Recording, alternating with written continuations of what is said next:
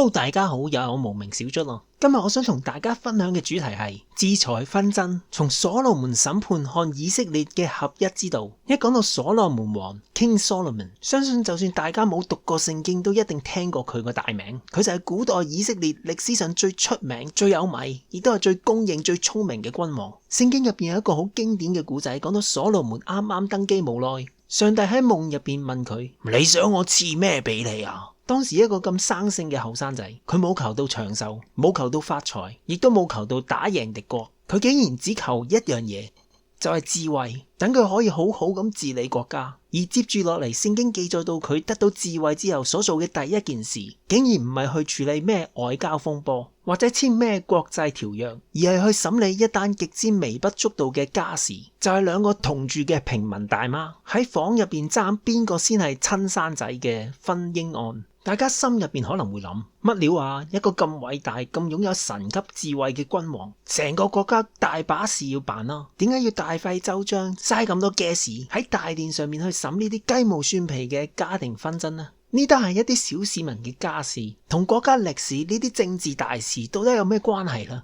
其實呢個正正就係所羅門最犀利嘅地方。呢個睇落好似簡單嘅婚姻案，其實係一個最高級嘅政治隱喻。所羅門喺呢單案入邊所用嘅智慧，唔單止救咗一個蘇蝦仔，更加係將一把歷史嘅透視鏡送俾後世嘅以色列領袖，去話俾大家聽，當面對國家土地面臨一分為二嘅危機嗰陣，到底點先係真正嘅合一智慧？我哋就正式將呢單家事對接到今日以色列面臨嘅國家大事困局，隱喻切入。當現代主權面臨一分為二，大家如果留意到今日嘅中東局勢，特別係以色列嘅地緣政治，一定成日聽見國家社會或者聯合國提出嘅一個方案，叫做兩國方案 （Two States Solution）。呢個方案背後嘅思維好簡單，既然猶太人同阿拉伯人喺呢塊土地度爭嚟爭去，倒不如喺地圖上面一刀切，強行劃出邊界，將土地同主權一分為二。你一半我一半，咁咪皆大歡喜咯，天下太平啊！但係呢種思維正正就係我哋第二點所講嘅機械式公平嘅迷思。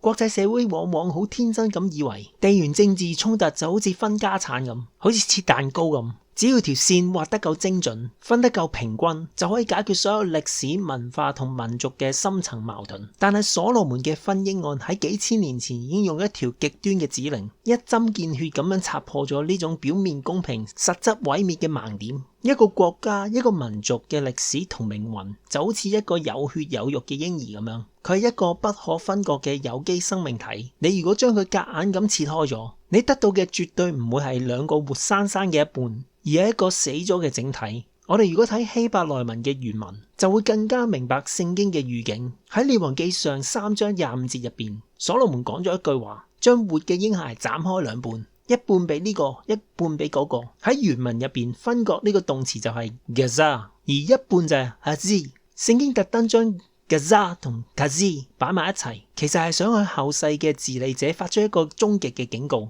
當你試圖對一個生命體進行物理上嘅絕對分平 hazi 嗰陣，你實際上所做嘅只係一場毀滅性嘅物理分割 gaza。咁究竟所羅門提出嘅呢個咁殘忍嘅斬嬰令背後有咩真正嘅司法同政治戰略呢？案情困局，兩母爭子嘅羅生門，佢哋係喺一個冇證人嘅法理僵局。想象一下兩個同屋嘅女人，佢哋原本各自有一個 BB， 但係其中一個突然之間死咗，之後各自都話自己係生嘅 BB 嘅親生阿媽。當時亦都冇任何證人，又冇第三方嘅實質證物，雙方各執一詞，情況就好似陷入咗一個羅生門。面對住呢個死局，所羅門王竟然落咗一個極之震撼嘅判決。佢吩咐手下攞把刀嚟，將呢個活生生嘅 BB 斬開兩半，一半俾呢個女人，另一半俾嗰個女人。出處嚟自列王記上3章25節。點解會有咁荒謬嘅命令呢？其實呢個命令根本唔係真正嘅處方，而係一塊測試人性嘅試金石。所羅門係故意將所謂嘅擁有權主張推向毀滅嘅邊緣，想透過呢個極端嘅方法逼出兩位女士嘅真正動機同埋人性反應。喺日常生活入邊，我哋成日都要講要公平公義，講到好似公平就一定啱咁樣。但係當生命被推到最極端嘅邊緣嗰陣，你就會發現真愛同盲目嘅公平，其實本質上係一場博弈。當所羅門王宣布咗，既然大家都爭，咁不如活生生將個 BB 斬開兩半，一人分一半啊！呢個提議表面上睇落係絕對嘅公平，既然冇辦法證明邊個媽媽係真，你一半我一半，邊個都冇着數。點知個假嘅阿媽一聽，竟然話：好啊，呢個仔唔歸我，亦唔歸你，將佢劈開兩半咯。呢種心態就係嫉妒嘅玉石俱焚。喺呢個假嘅媽媽眼中，佢根本唔係愛個 BB， 佢要嘅只係一種病態嘅平衡。總之我得唔到嘅嘢，最多大家都一鑊熟。當一個人心中冇愛嗰陣，佢就會將公平當成武器，寧願摧毀一切都唔想見到人哋幸福。呢種純粹係破壞性嘅心態。相反，個真嘅阿媽聽到之後反應完全唔同。原文形容到佢當時心裏急痛，急痛喺希伯來文入邊個字根係源自於子宮 Rachamim， 代表住一種母子連心、血脈相連嘅生命力量。為咗要保住阿仔條命，親生媽媽做出咗一個好心痛，但亦都係最偉大嘅抉擇。佢同所羅門王講：求你將個活生生嘅仔送俾佢啦，千祈唔好殺佢啊！呢個就係為咗真愛而拒絕分裂。喺真愛嘅世界入邊，生命可以生存落去，永遠都係最高嘅原則。為咗個仔嘅未來，佢甘願放棄自己嘅撫養權，甘願去忍受同親生骨肉分離嘅痛苦，甚至俾人誤會都唔介意。真愛就係成全，而唔係佔有。所羅門王成功咗用將 BB 劈開呢個極端受損嘅提議，好似一把手術刀咁一刀切落去，嚟去分出邊個喺度講緊大話。佢用咗呢個方法，將真正有愛心嘅守護者同埋冷血無情嘅掠奪者立刻分開咗。不過最諷刺嘅就係，當呢位咁有智慧嘅國王過身之後，佢個仔羅波安竟然喺現實嘅政治舞台上邊，真係親手將呢把將國家一分為二嘅利刀，狠狠咁斬落自己嘅治權裏邊。我哋首先就睇一下當時嘅歷史背景先咯。所羅門在位嗰陣，雖然表面好輝煌，但係其實呢份輝煌係用咗好大嘅代價嚟換翻嚟噶。為咗起咁多宏偉嘅宮殿，同埋迎合外邦妃嬪嘅神廟，老百姓足足頂咗幾十年嘅高壓統治，做苦工，交重稅，個個都冇啖好氣頭。到咗羅波安去到示劍準備繼位嗰陣時，成個國家其實已經去到爆炸嘅邊緣。於是以耶羅波安為首嘅北方支派就過嚟求情，佢哋嘅要求其實好卑微，只係要新王肯施恩，減輕一下佢哋嘅負擔就得噶啦。面對住呢個決定國家命運嘅關頭，羅波安手上其實有兩份顧問報告。第一份係嚟自一班陪住老皇帝經歷風浪嘅叔父輩俾嘅，佢哋建議新王用僕人嘅心態去帶領一個國家，只要你肯體恤服侍百姓，老百姓一世都會跟隨你。第二份報告就係佢班豬朋狗友諗出嚟嘅，用咗一種極度傲慢甚至瘋狂嘅態度去回應。羅波安同老百姓講：我老豆要你哋孭重擔，我要你哋孭得更加重。我老豆要用皮鞭鞭打你哋，我就要用蝎子做嘅鞭嚟去毆打你哋。佢決定要跟住佢啲豬朋狗友嘅計仔嚟去回應，完全感受唔到人哋嘅痛苦。佢唯一在乎嘅係自己嘅權威係咪高高在上。就係咁樣做，激嬲咗北方嘅百姓，帶嚟咗無可挽救嘅悲劇。啲老百姓忍無可忍，一齊大嗌：我哋同大衛仲有咩拉楞啊？呢句說話其實就係國家實體分裂嘅死亡宣告。就係咁樣，一個原本統一嘅以色列國家正式分裂成北國以色列同埋南國猶大。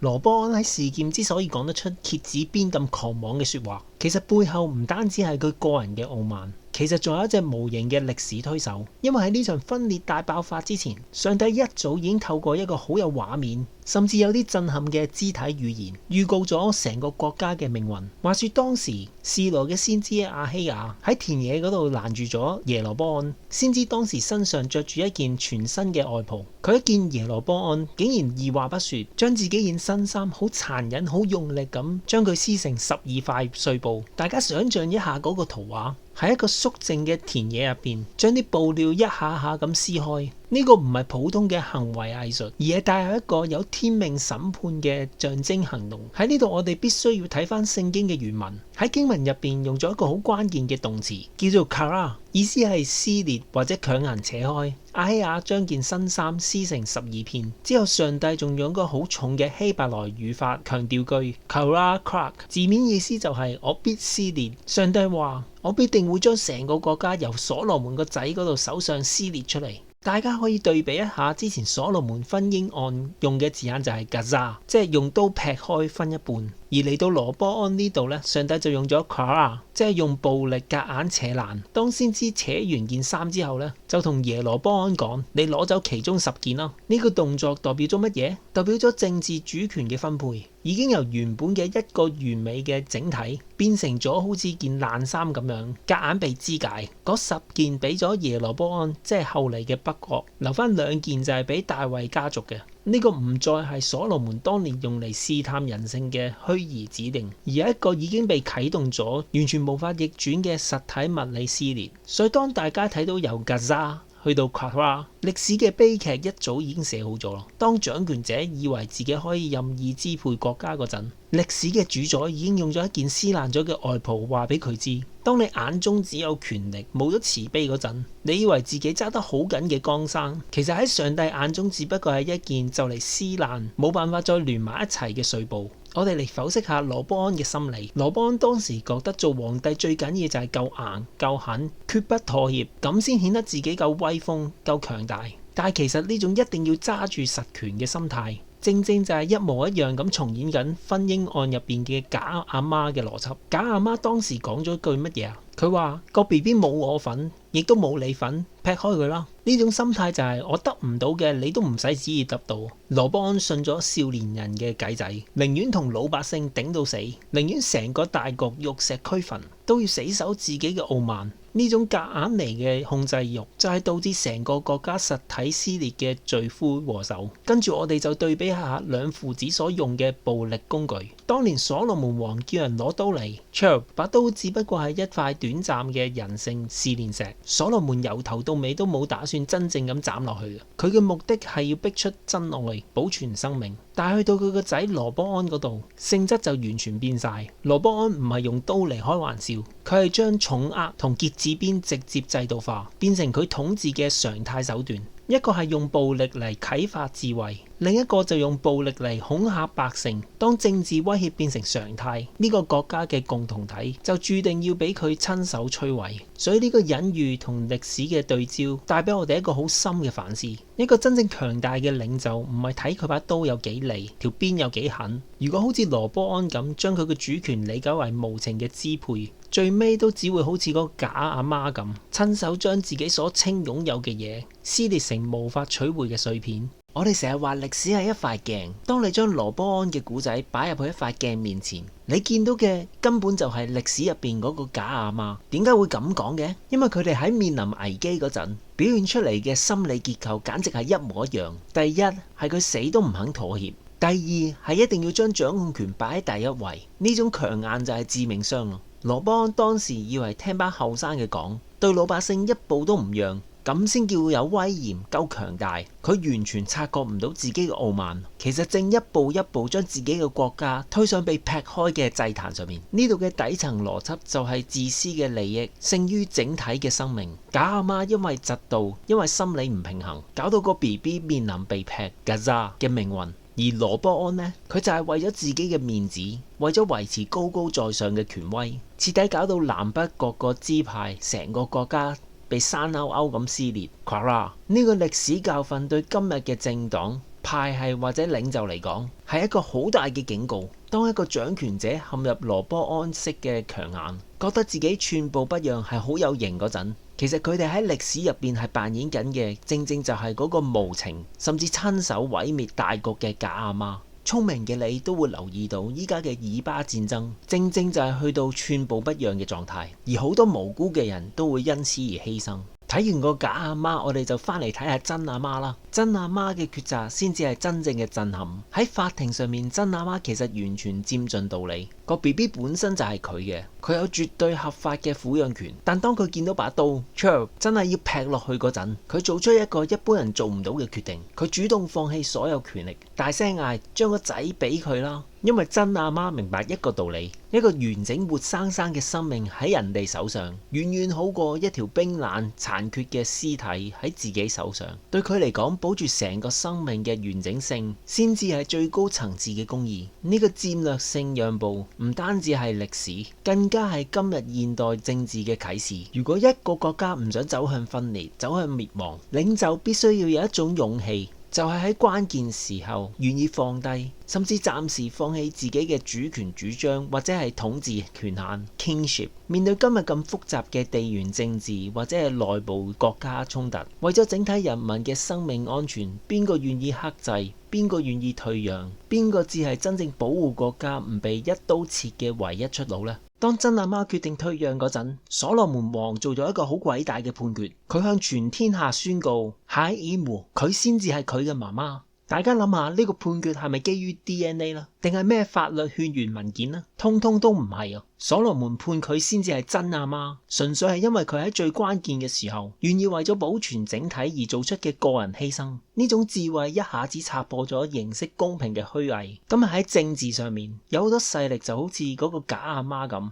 開口埋口講公平，喐唔喐就大聲嗌劈開佢啦，分裂先係最公平啊！喺所羅門嘅智慧之下，呢啲人其實一秒暴露咗佢哋根本唔係愛人民，佢哋只不過係想滿足佢哋自己嘅佔有欲。呢件事徹底咁顛倒咗傳統對權力嘅睇法。真正配去管理呢片土地嘅，真正擁有統治正統性 kingship 嘅人，絕對唔係日日喺度嗌寸土不讓、分裂對抗嘅極端力量。相反係嗰啲願意為咗大局而克制，用保護整體生命而不被撕裂嚟定義自己嘅合法性嘅人，有慈悲心嘅人先配擁有權力。講到尾，如果我哋想為放低權力保存生命，揾一個歷史上最終極嘅答案，我哋不得不將眼光由所羅門嘅法庭轉移到新約聖經入邊嘅耶穌基督身上，因為耶穌正正就係用咗一模一樣，甚至係更徹底嘅方法去放棄自己。喺神學層面，耶穌基督根本就係極致版嘅真阿媽，佢本身就係神，擁有最高嘅主權同埋統治權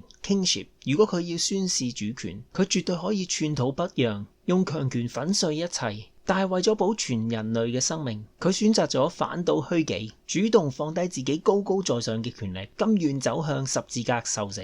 呢個就係最深刻嘅政治神學。耶穌唔係透過征服去證明自己係王，佢反而係透過放棄自己嘅權力嚟保存生命。呢一點同真阿媽一模一樣。當嗰把刀要斬落去嗰陣，真阿媽寧願自己一無所有，放低主權，只要個仔可以生存落去就得啦。耶穌喺十字架上面就係用佢嘅肉體幫我哋擋住嗰把撕裂生命嘅刀。所以耶穌嘅十字架帶俾我哋嘅終極答案，真正配得掌權嘅力量，從來都唔係羅波安式嘅高壓控制，亦唔係假阿媽式嗰種玉石俱焚嘅表面公平。真正嘅主權係隱藏喺嗰種願意為咗大局而自我犧牲，保存生命完整嘅愛裏面。當我哋願意放低權力嘅傲慢，生命先至可以喺完整之中獲得真正嘅存續。